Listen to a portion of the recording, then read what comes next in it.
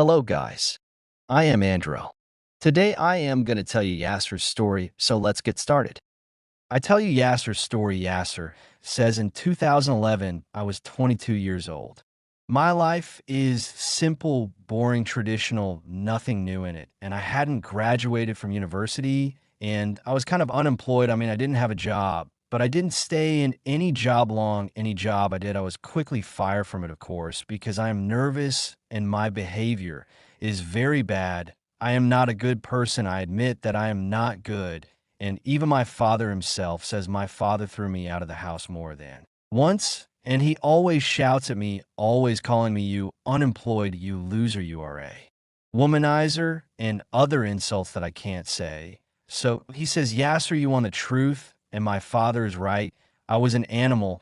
I don't know what life means. I had no meaning for my life until one day my life turned upside down and changed in 2011. I had just been employed in one of the jobs that you work, the jobs that I know I won't stay in for more than 2 days. Then they fire me as usual, of course. This job was at a fast food restaurant, one of those restaurants in the same popular neighborhood that I live in, and the restaurant is very close to our house, to the point that I walk every day, passing by the old alley until I get to the restaurant. I pass by the simple old houses, telephone booths, old grocery stores, and on my way, I always see children playing in the street. I know that the word telephone booth caught your attention. I know that you stopped at it, right? We are in the year 2011, but there are still telephone booths in the neighborhood or alley that we are in, and I don't know who uses them in the year 2011. Everyone who has a mobile phone has a mobile phone. Even the small children have mobile phones. These big ones don't work. They're just there for cats to gather in. From the outside, you look at the booth from the outside and you will find that it has written on it the worst phrases, meaning two people insulting each other on the booth. It even says Al-Ali and Zamalek. And it says Al-Hilal and Al-Nasser. Come on, don't be upset.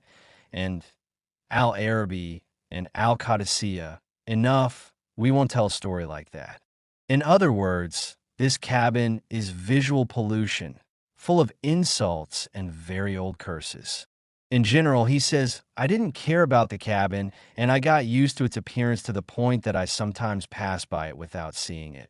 But people who come from outside the neighborhood or from outside the district notice that we still have these cabins. These cabins still exist.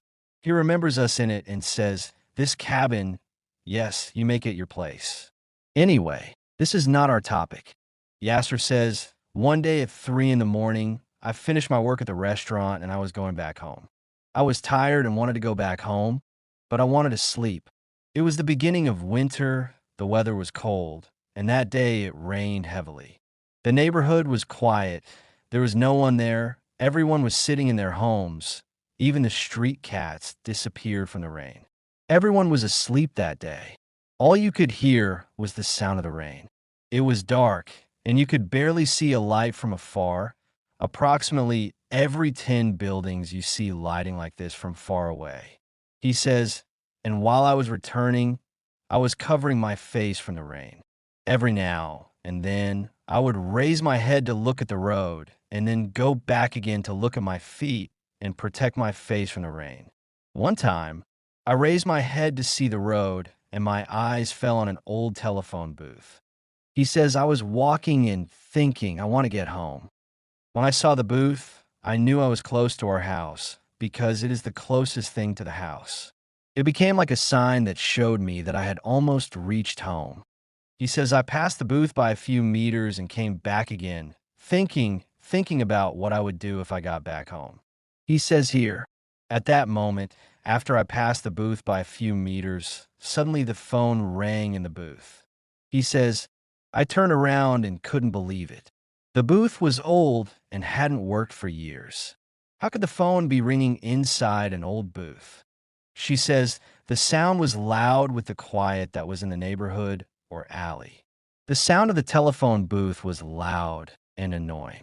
He says, here I stopped, and I quickly went back towards the booth, and as soon as I reached it, the line was cut off. I thought to myself, what am I doing? If I get there before the phone is cut off, I want to answer it. Who am I supposed to answer? Why should I answer it?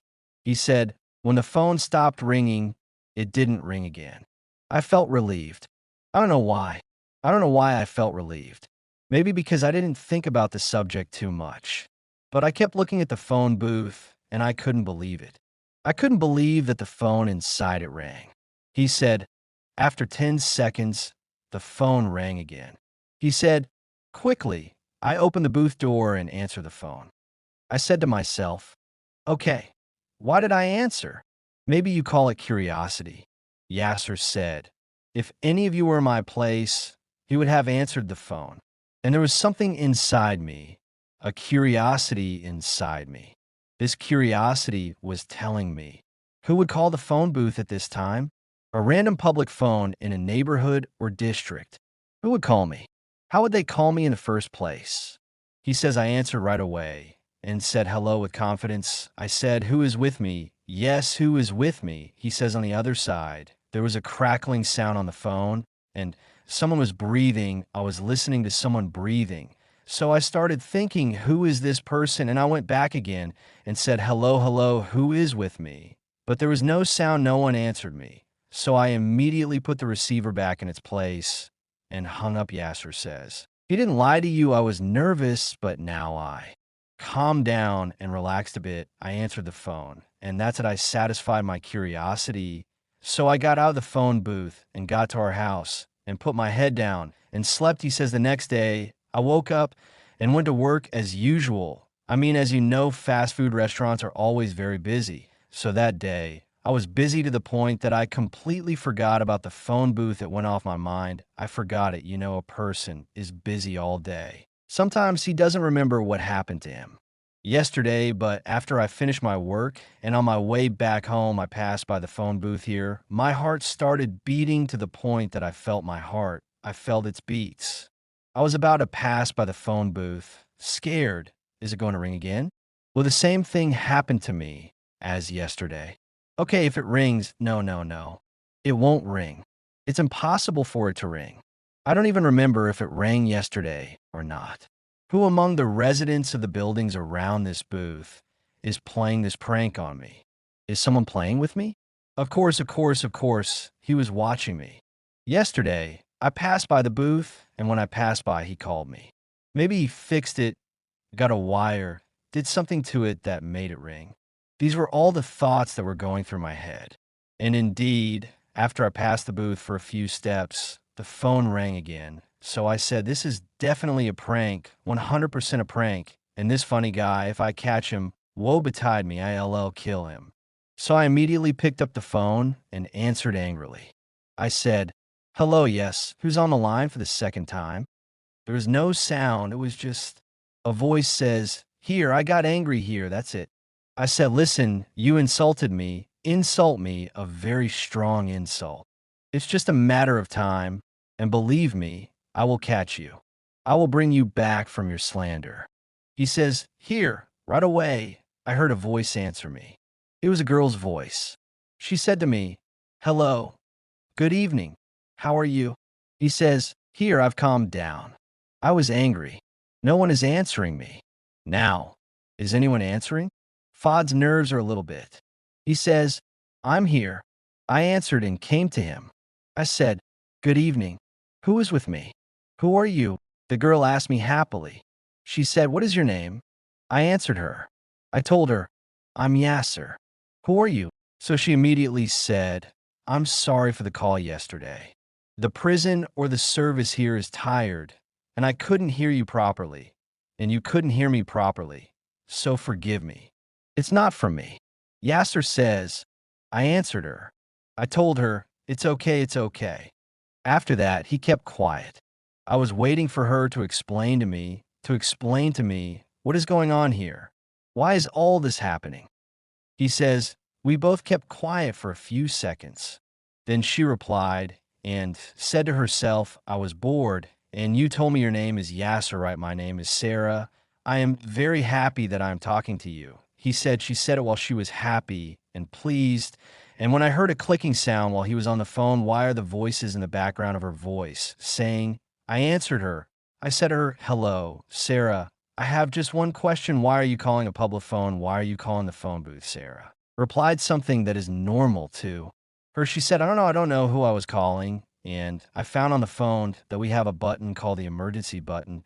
So I pressed it and you answered. I pressed the emergency button and I saw myself talking to you, Yasser. Said to her, wait a minute, you have an emergency. You're calling the emergency. You are fine. There is something you want to help you with, something you need help, Sarah replied to him and said to him a little bit, I have a very simple problem, Yasser said, I replied to her. And I said to her, what is the problem? What is happening with you? Tell me. Maybe I can help you. Sarah replied to me and said to him, I am dead.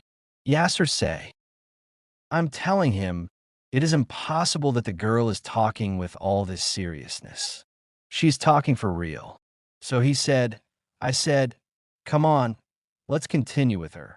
Let's see where we're going. He said to her, okay, tell me how and when. And you say dead, how, when? Sarah replied to me and said, I went into the bathroom, Mom, and cut my arteries, but I can't remember why I cut my arteries. I don't think I wanted to die. I didn't want to die. Yasser said, I said to myself, oh my God, this girl is going to spoil things. She does. There is no phone in the world that can call in less than a second. As soon as she rings, the call connects immediately. Aren't I supposed to dial the number or press the button after I hung up?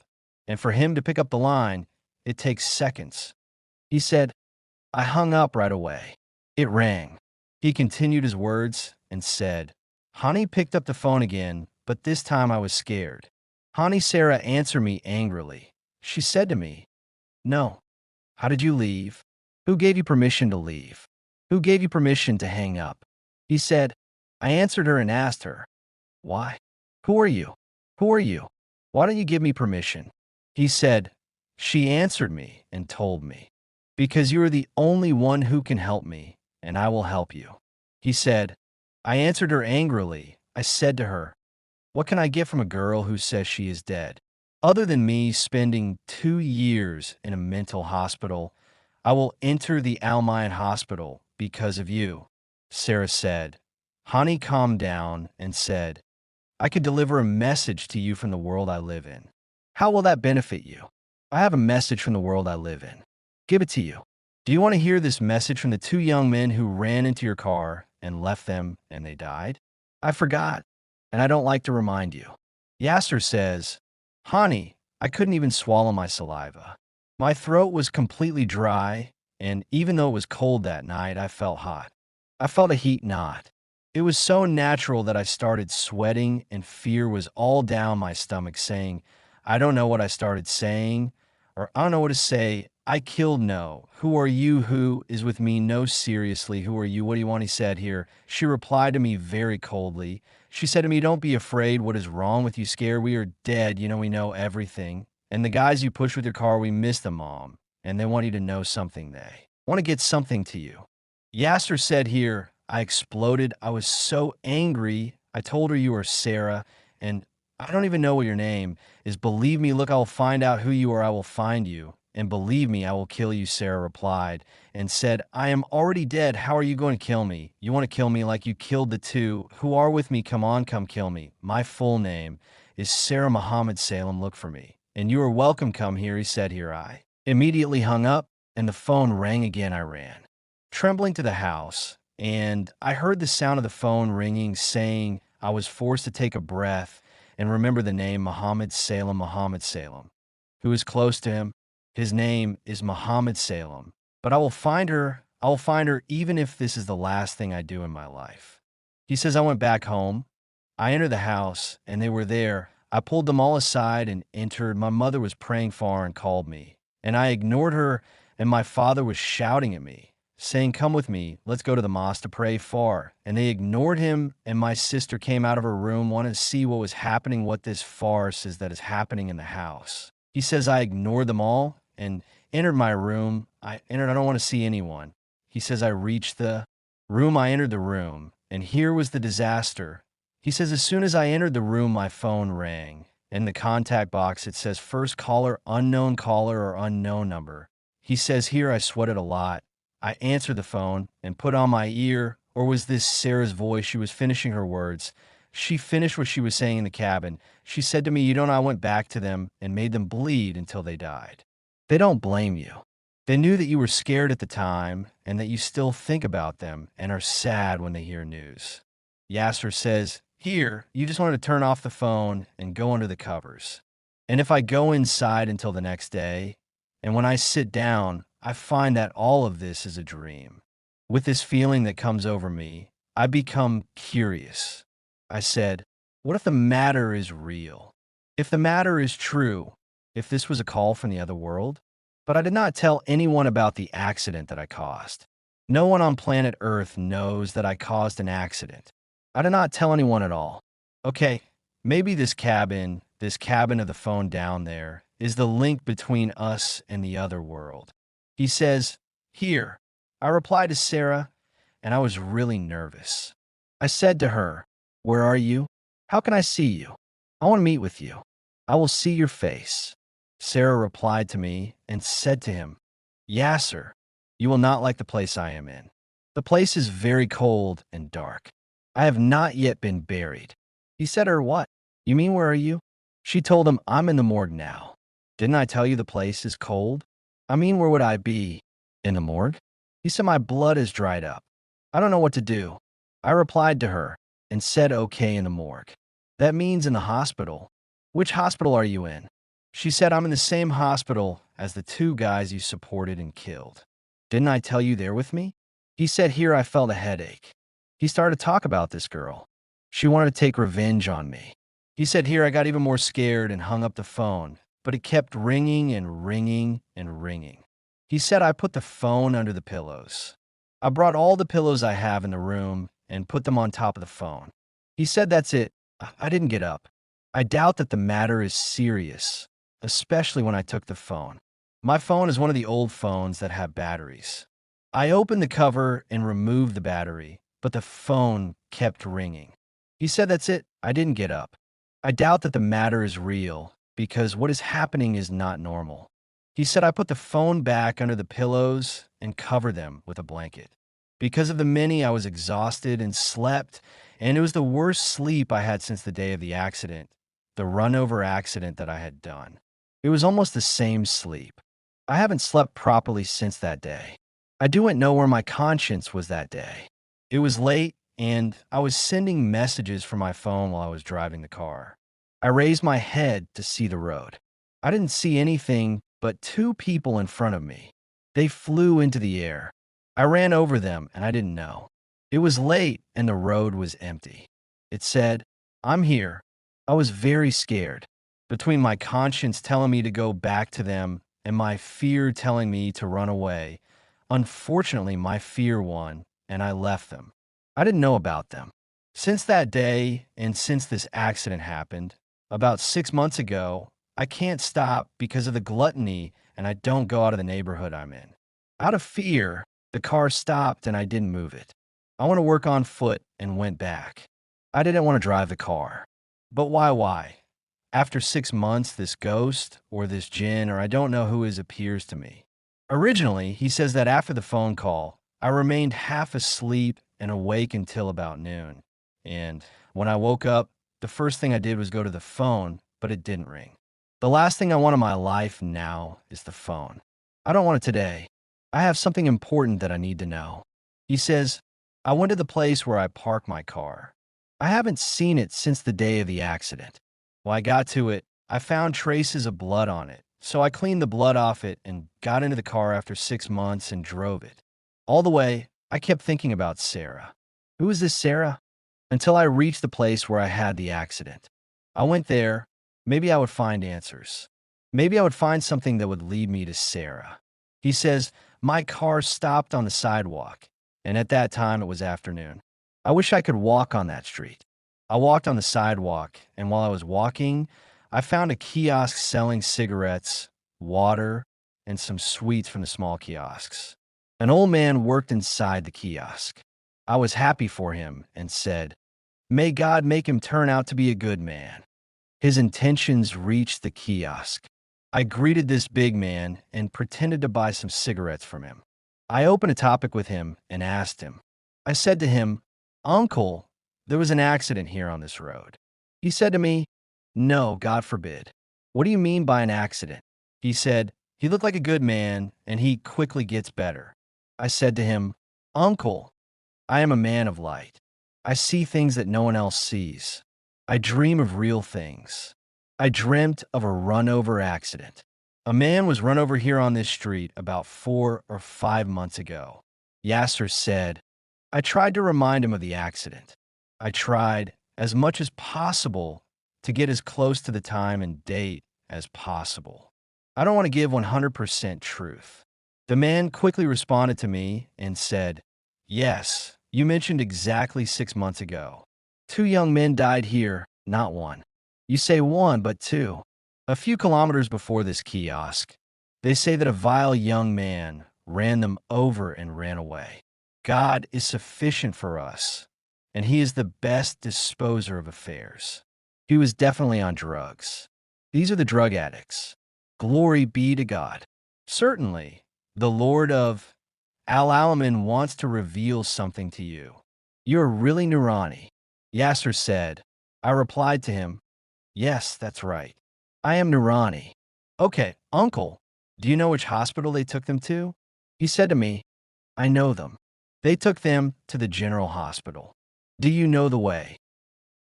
Or the description for you? I said to him, No, Uncle, I know him.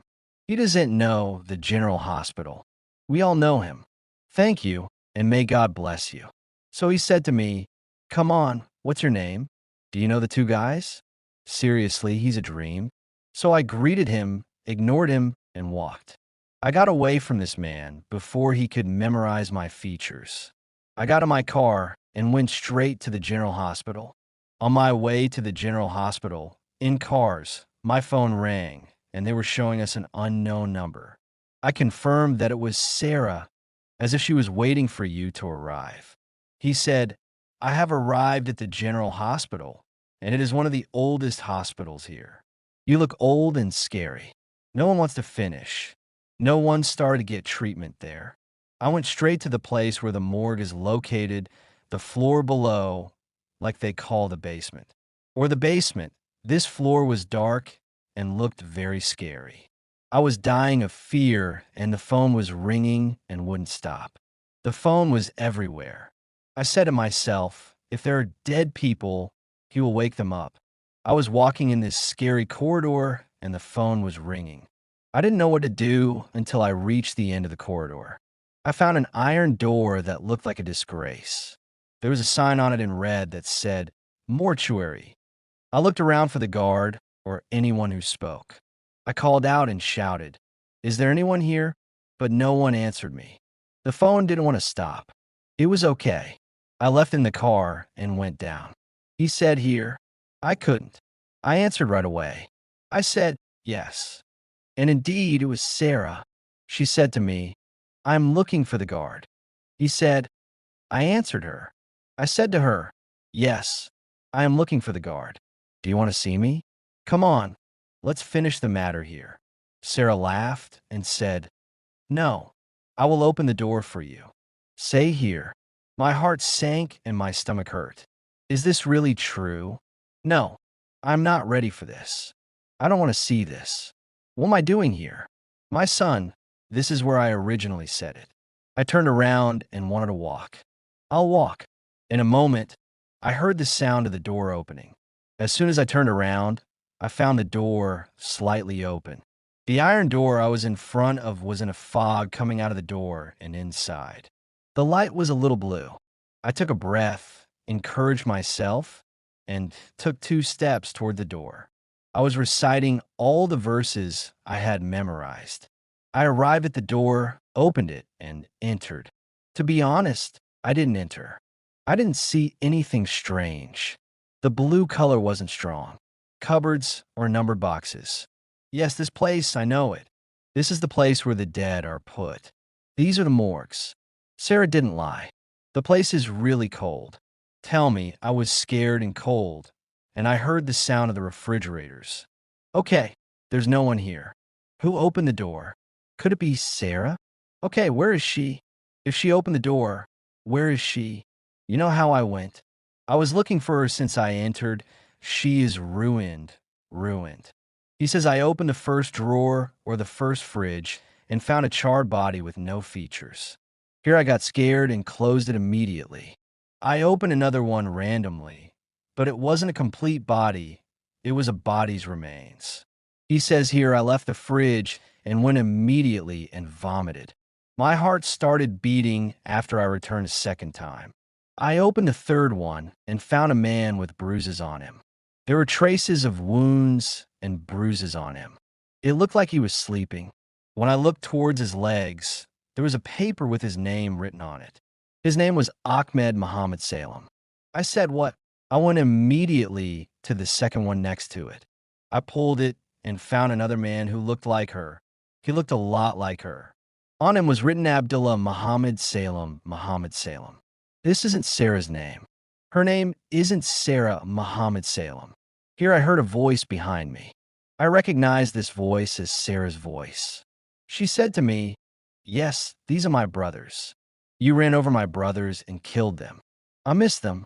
He says here, I don't know how I turned around and found a girl in her early 20s covering herself in white cloth. Her complexion pale, white almost blue, and under her eyes black, was coming to me walking, and her hand was bleeding. She came to me, saying, "You killed my brothers, and you came here on your own feet, you destroyed our family." He said it wasn't the voice of Sarah, that I know her. Her voice was scary, terrifying. It was 100 voices entering each other saying, "I have no one but them." And after they died, I went to the house of my brother's wife, my brother Abdullah, whom you killed, and stayed there for 6 months, 6 months of torment. In the end, I couldn't accept what happened to them. So I went into the bathroom, and there I cut my arteries. I chose to be here with them. And I am the one who cries here. I may not have saved them with my life, but I will take revenge for them, even while I am dead. He said here, scary shapes appeared in the room, things like jinn, their shapes scare. The tall and short their shapes are, like this studied hair. And among these things that appeared to me, all suddenly I saw the two people I killed, and their eyes were bleeding. They said, "Here I want to run," but I couldn't. I fell in place, and I felt that something was lifting me and hitting me with a shovel. It was hitting me right and left, up and down. Something strong was lifting me and hitting me on the ground. I heard Sarah's voice. Sarah was laughing like she was dying from laughter. I was saying in my heart, "No, this must be good. Whoever is doing this must be crazy." He said, I tried to crawl and crawl and crawl until I reached the door, until I reached the iron door, but I found the door closed, but I am sure that it was open. Who closed the door? At the same time, the phone started ringing and Sarah was laughing. I heard her saying to me, "This phone sound will ring in your head for the rest of your life. You have a promise from me that you will hear this phone sound for the rest of your life, and it will not stop. I will not kill you because killing you is very easy and I don't want you to die. I want to torture you." He said, here, everyone started hitting me. I felt my ribs breaking. I was talking to the point that I felt like I was dying, or rather, I felt like I had died. Yasser continued his words and said, "In a moment, I opened my eyes and the world was not daylight. I was in a cabin. The phone was lying down, and I was holding the receiver and screaming and saying, 'Answer, answer.' My father was standing over me, pulling me. I saw my mother crying and saying, 'I don't know. I'm shocked by what's happening here.' And my father carried me and was walking me home. All the way, I heard people talking, one saying to the other, 'There is no power or strength except in God.' This is Haj Khaled's son, poor thing. He's been in this condition for months. We don't know what his story is with this cabin. We always see him lying down inside it. And twice he escaped from the mental hospital. His family took him to the mental hospital to escape and found him in this state. We don't know. Maybe they put drugs in there, or maybe he was bewitched. May God help him. We heard that 3 months ago, they found him in a morgue trying to take out corpses and sell them on medical students illegally. but he fell and hit his head on the dissection table and fainted. And after that, he is in this condition by God. Poor Haj Khaled. May God help this boy. And someone else says, no, this is not what I heard. They say that he committed a crime, and he himself confessed, saying, Yasser, I was hearing this and that, and I don't know what was happening. I don't know what is happening to me. I don't know where I am. I don't remember anything. They say that when we reached the middle of the road, I escaped from my father's hand and ran to the cabin again at night. My father and the people were chasing me, wanted to bring me back again. They wanted to take me home, and I was telling them, have mercy on me. Let me be, see me. I kept crying. Why are you chasing me? Why are you torturing me? Don't you see her? Oh, in front of me, standing at the big door. Look at her blood covering the place. Oh, Sarah. How can you not see her, you guys? If I get out of the cabin, she will kill me. I can't get out of the cabin. Take me back inside the cabin. I have to go back to the cabin. I have to answer the phone. So he pulled the phone and said, hello, Sarah, but there is no Sarah. What do you expect is happening to Yasser? Is he a jinn, or is Yasser going through a psychological state? Is he possessed, or is there a jinn chasing him? What is happening to Yasser? To this day, no one knows what is happening to Yasser. If you know him, write to me in the comments below.